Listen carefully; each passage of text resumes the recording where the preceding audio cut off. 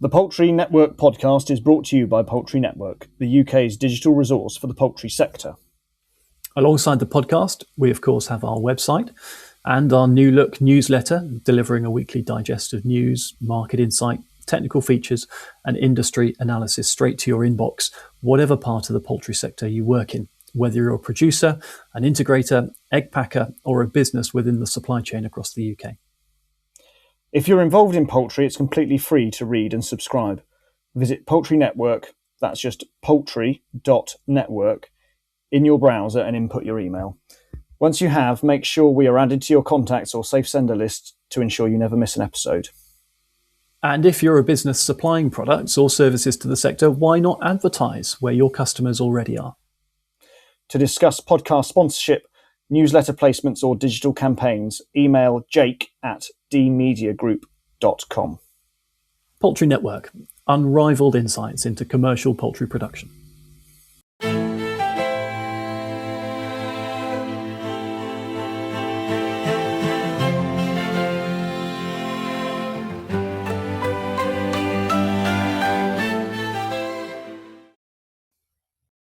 Hello and welcome back to the Poultry Network podcast. My name is Tom Willings. And my name is Tom Woolman. The other Tom, I see you're in a hotel this week. I certainly am. I'm in a cell in the beautiful town of Wrexham in North Wales. With Ryan and Rob Mack, or whatever he's calling himself now. You gone to the football, have you? Well, I did. I looked. Is there any football on tonight? But there wasn't. There was a match last night, and Wrexham beat Portsmouth. So that would have been a good one to go along. Although probably being a southerner, I would have needed to have supported Portsmouth for that. Anyway, yeah. So. But it's nice. We've had a couple of sunny days, and I've been speaking to people on the phone, and you can just tell everyone's spirits have lifted a little bit. So it's nice to get a bit of good cheer and spring joy. I was going to say it's too early to say that spring has sprung, but it feels like we're on the way with the NFU conference as well this week. That's always like a little bellwether that the seasons are moving around. Yes. Yeah, we'll come back to the conference in a moment, but it's been quite a busy news week. Let's start with chicken, why don't we? The better chicken commitment. There's been some pretty significant developments on that. Why don't you unpack that for us? Yeah. So what's happened is that the better chicken commitments, which hopefully most people are up to speed with, which is a commitment to down stock sheds and to use a slower growing breed. Is sort of hit the rocks a little bit. There are some retailers which have signed up and are doing it, like Waitrose and M&S. But there were a whole raft of hospitality and food service companies which signed up a couple of years ago. And at the time, a lot of people were saying they appear to just be saying they're going to do this without really thinking through the implications and how they're going to deliver it.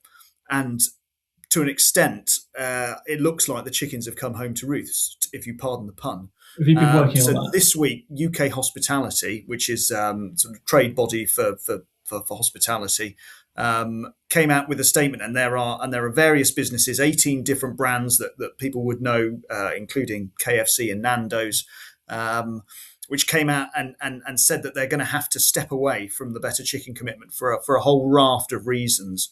They're citing reasons such as sustainability concerns and the fact that if they go down the better chicken commitment route, they're going to be using more water and more feed, etc. But I know there's also problems which I think in the industry we've known about for quite a while, and it's certainly been what people have been discussing when I've been meeting up with people and chatting with them. But the fact that a lot of these businesses are quite small and they use very specific cuts at very specific weights. And it's really, really hard for these individual businesses to balance the carcass and to actually ensure that they've got this continuity of supply.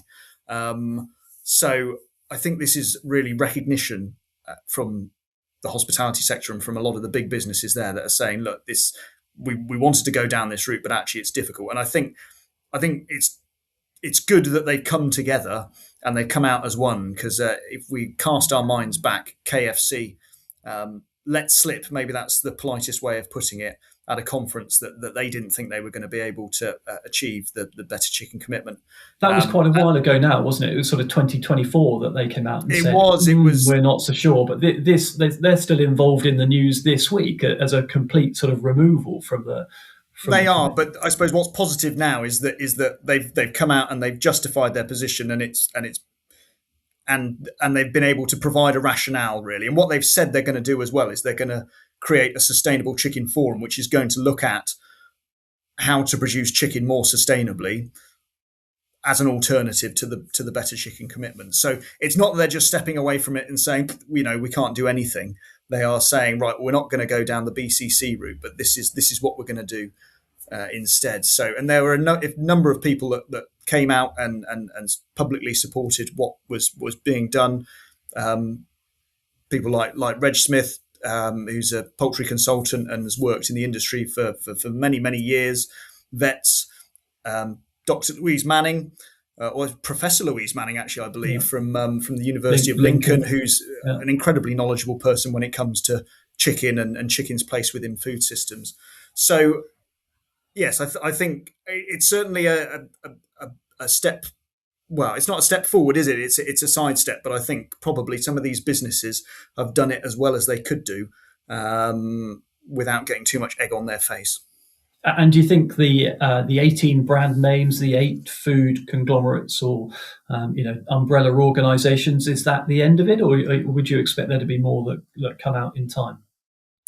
I would have thought this probably gives license for various other people to back away from things. I mean, I wonder whether it was connected that Unilever had a announcement this week as well, didn't they? That they weren't going to be able to commit to sourcing cage-free eggs in their whole global operation. They're still committed to it in the UK and in Europe, but the fact those two things came out in the same week, are they related? Are they not? Yeah. So I think it definitely gives people a little bit more license to face up to some difficult home truths that probably people have been stewing over and talking about potentially for a couple of years internally in some of these businesses.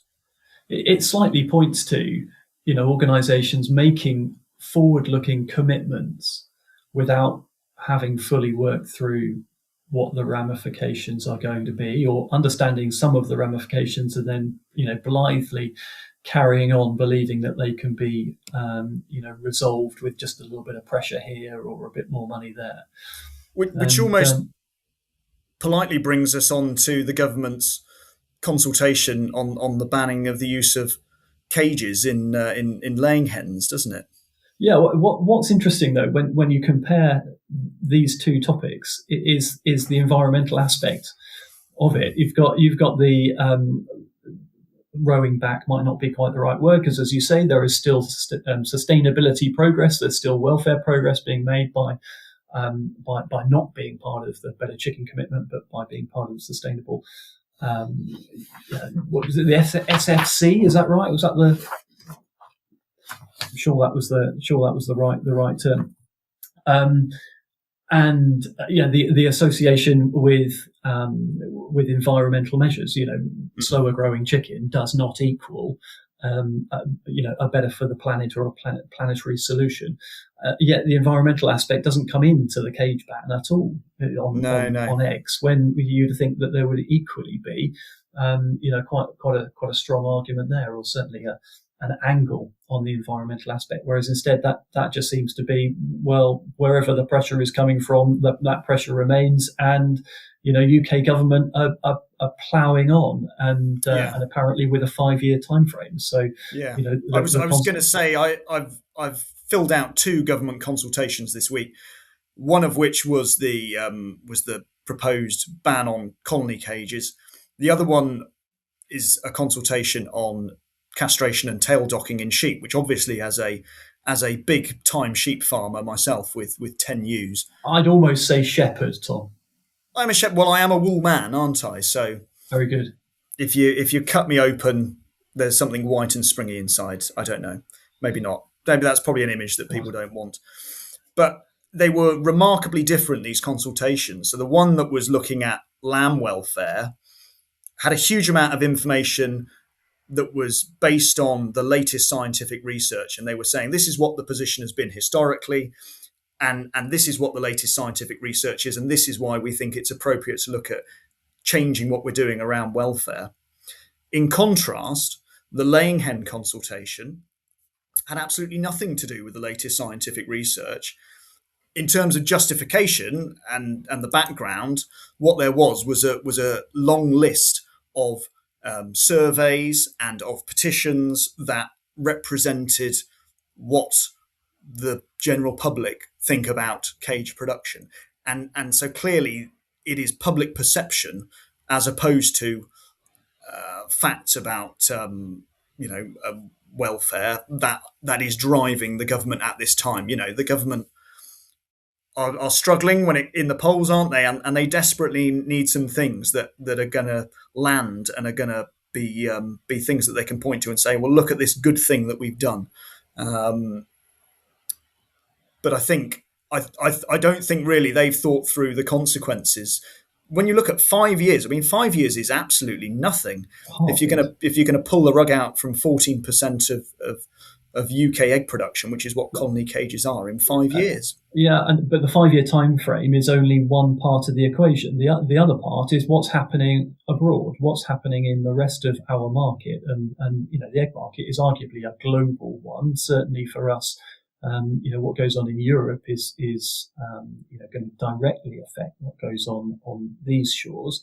And as far as we can make out, the same 5-year time frame does not exist in Europe. Yes, there are moves to ban cages there, but the inside line is that their time frame is sort of 10 years or even 15 years. So UK farmers, even UK consumers face being bamboozled by one rule for us and one rule for another part of the market. And if the cages are banned to the 5-year time frame on the UK or in the UK, then that's going to be 15 to 20% of our production numbers gone, and that vacuum is only going to be filled by one source, i.e.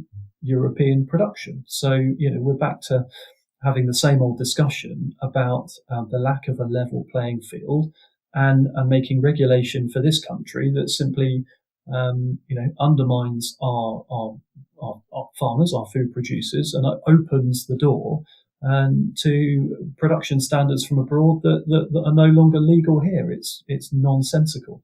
So let me cut to the chase here, because this is why we're talking about it. The British Egg Industry Council this week had sent a letter out to every stakeholder they can, imploring them, and we do the same to you, dear listener, please get involved with this consultation. There are 3 actions. The first one is writing to your MP, and the BEIC have produced some template assistance there if you need the help.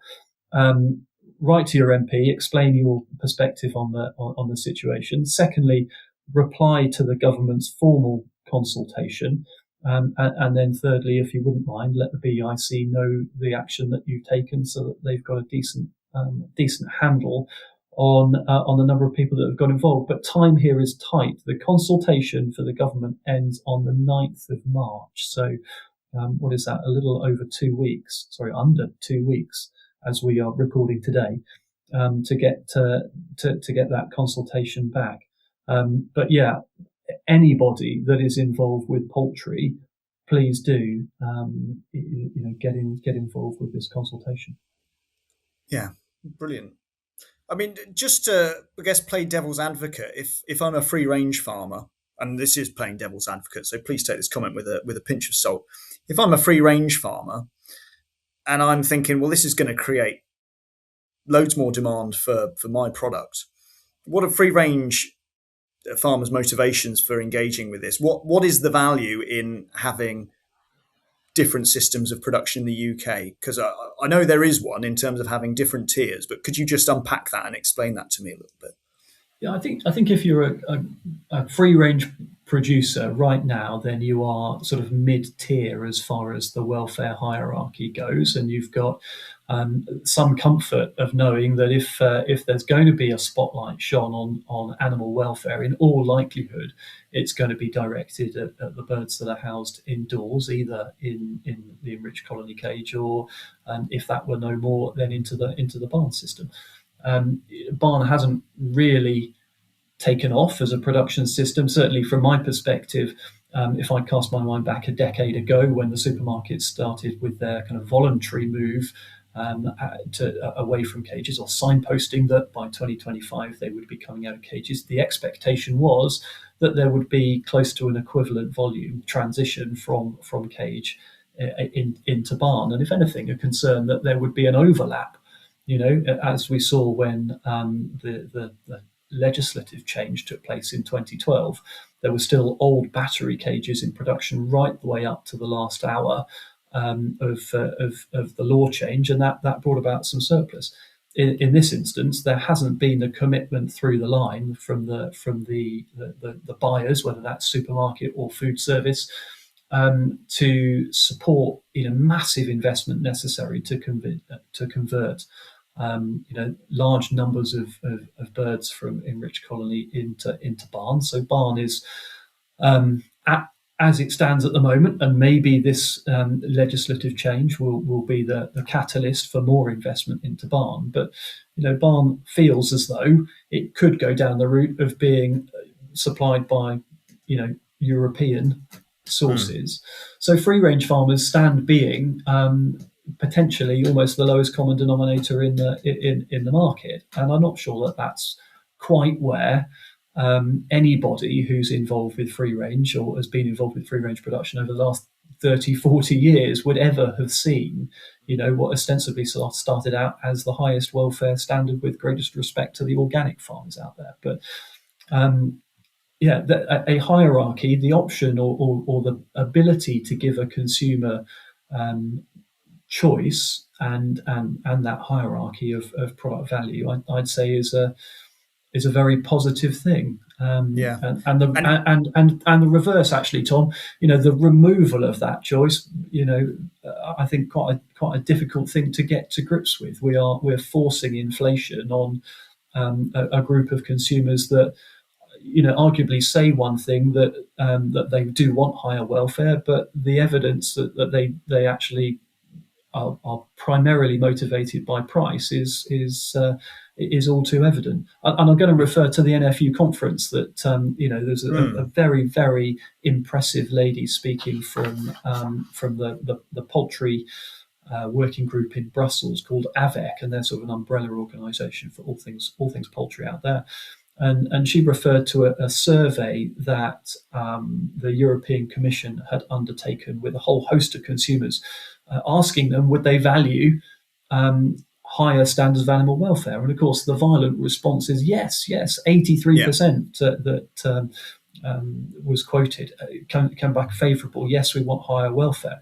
Asked when, how many of those people have actually been on a farm or seen a farm, only 6% say that they've had any direct contact with a farm. So you've got a huge disparity between people having a perception that welfare really ought to be higher, but the knowledge of what it actually looks like is fractional. When a similar survey asked them, would you be prepared to pay more to support this welfare, 65% said that the maximum amount of increase that they would tolerate to support any investment required to deliver better animal welfare, the maximum investment was only 5% more on price. Well, 5% more on price doesn't get you very far, and that's the position for 2/3 of the people that are being asked. So, the point that this lady Berta Steenberg was making from AVEC was, a lot of these pressures that we're facing are not consumer pressures. They are positioned as being consumer pressures, but actually they are NGO demands, and incredibly well invested organizations, very well resourced organizations, are exerting influence in kind of corporate life and presenting that influence as though it is the will of people, the will of consumers. Well, the will of consumers is what we see every day on the supermarket shelves. It's what people pick up, and value matters. Yeah. And the government have been talking just this week about inflation, and Keir Starmer has been talking about how inflation is coming down and how that's a sign that the economy is getting back on its feet, whatever that means. And food inflation has been a real key part of that, hasn't it? And egg prices at the moment have been going up and up and up, and goodness knows what would happen if all of a sudden you said, right, let's just pull colony production and see what happens to food prices. It would be mayhem, wouldn't it? It would. Yeah, but there was good news at the NFU conference as well, I believe, when it comes to funding and grants. There was some good news because the Secretary of State Emma Reynolds has announced kind of reopening or extension. I don't know what the right word is, but for the Farming Equipment and Technology Fund. So everybody listening to this, get onto the government website and look up funding available. This Farming Equipment and Technology Fund opens on the 17th of March, and it's match funding. I know it's existed before, and it's available to the majority of agriculture, but wonderfully including poultry. If not for the first time, then being the extension, it's not very long that poultry farmers have had the ability to gain access to public money. But we'll cover it in a great deal more detail in an upcoming Poultry Network newsletter. So look out for that in your inbox on a Friday morning.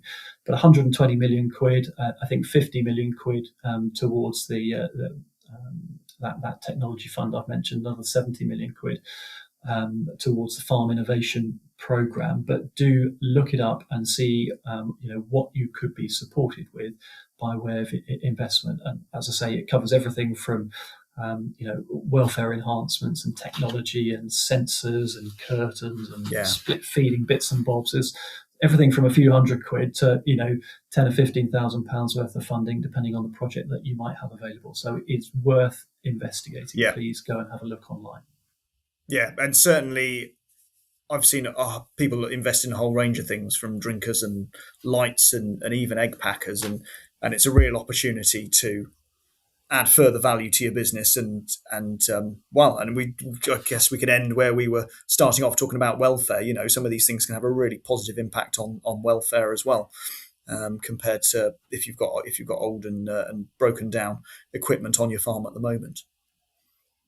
So, absolutely. Speaking of cutting edge technology, there is the Poultry Network newsletter, which people will be seeing pinging into their inboxes on a Friday at about 9:30. So do check it out if you're not already having a look. Good plug, Tom. We should leave it there. Yes. Yeah. All right. Okay. Thank you for listening. Until next time.